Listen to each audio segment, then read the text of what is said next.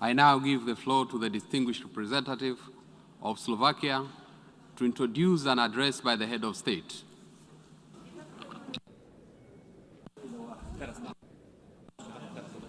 Mr. President, Excellencies, ladies and gentlemen, I have the honor to introduce the pre-recorded statement by the President of the Slovak Republic, Her Excellency Zuzana Čaputová, for the general debate of the 76th session of the United Nations General Assembly. Thank you. Dear Mr. President of the General Assembly, dear Mr. Secretary General, dear colleagues, Excellencies, ladies and gentlemen, that at least some of you can meet in person after 2 complicated pandemic years fills me with some optimism. Optimism that science can and does offer solutions, and that if we respect scientific recommendations, we will overcome the challenges ahead. Indeed, we are in a much better place than a year ago. Vaccines offer a clear path out of the pandemic. But where the scientists have succeeded in sequencing the virus or producing safe vaccines, the politics are still failing. A year ago, we made promises and pooled resources. More than 5 billion vaccine doses have been administered across the world, but nearly 75% of them in just 10 countries. 50 countries have less than a 5% vaccination rate, with half of them just 1% rate. This is a failure of politics projected onto the world stage in real time. Vaccine egoism will only delay the pandemic's end and lend time to new, more lethal mutations. Solidarity should be our binding principle, not an option. Vaccine must be accessible to all, and Slovakia will continue supporting the COVAX effort. Even as we get close to defending COVID-19, let us not rush into business as usual, just because we can.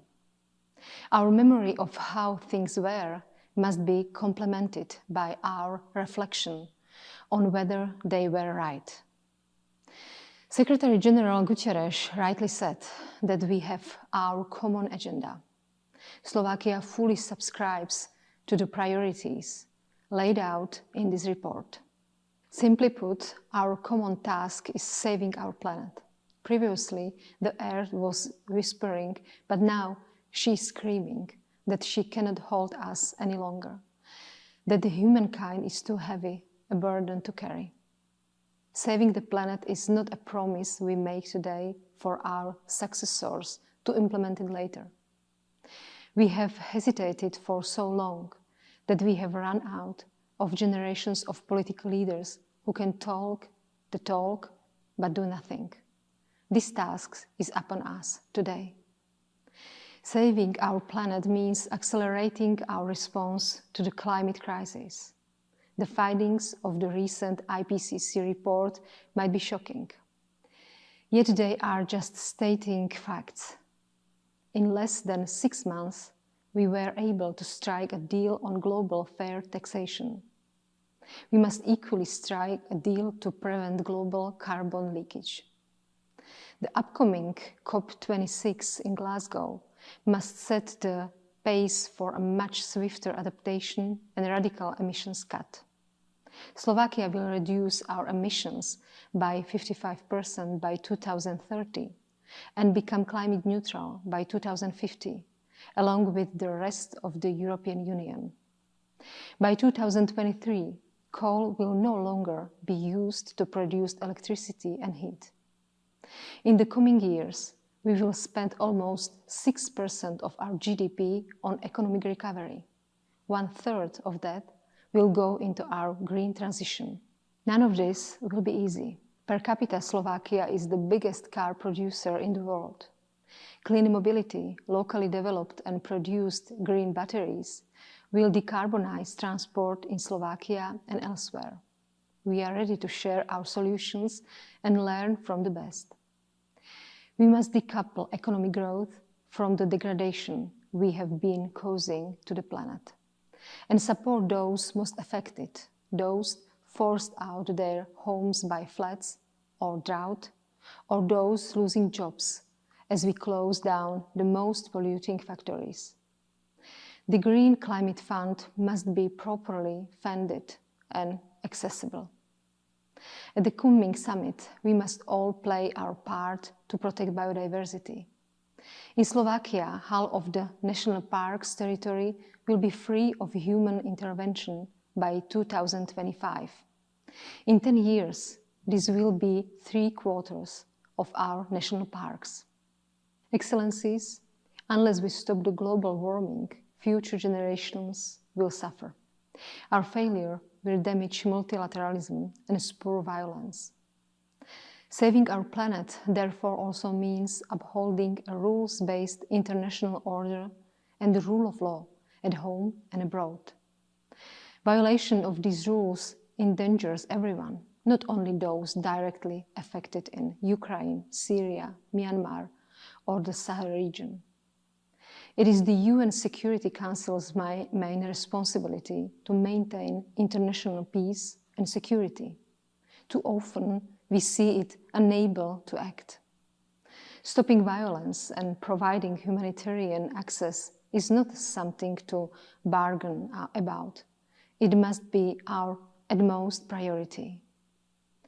We must make our own democracies more resilient and support those demanding their basic rights, including the freedom of speech or assembly, are respected. These rights are not menu for governments to choose from. Citizens must exercise them freely.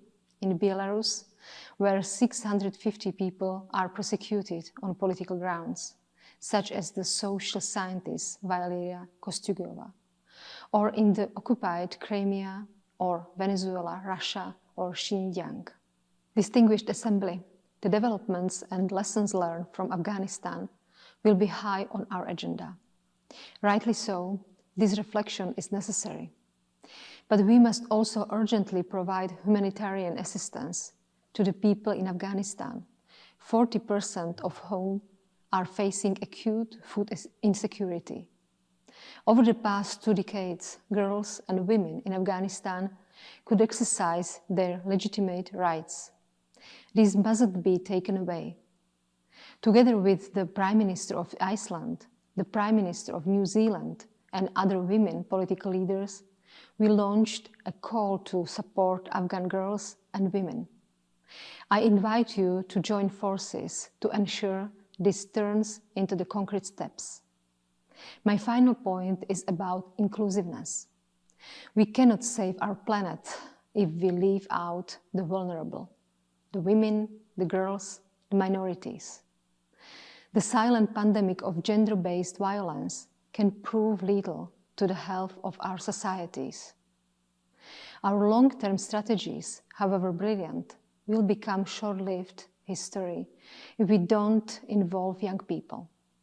To conclude, let me recall the words Pope Francis addressed to our youth during his recent visit to Slovakia.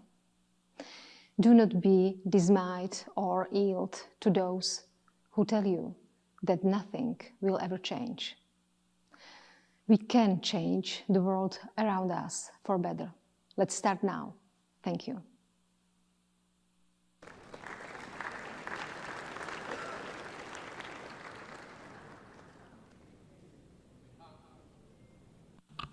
On behalf of the General Assembly, I wish to thank the President of the Slovak Republic for the statement just made. The Assembly will hear an address by His Excellency Marcel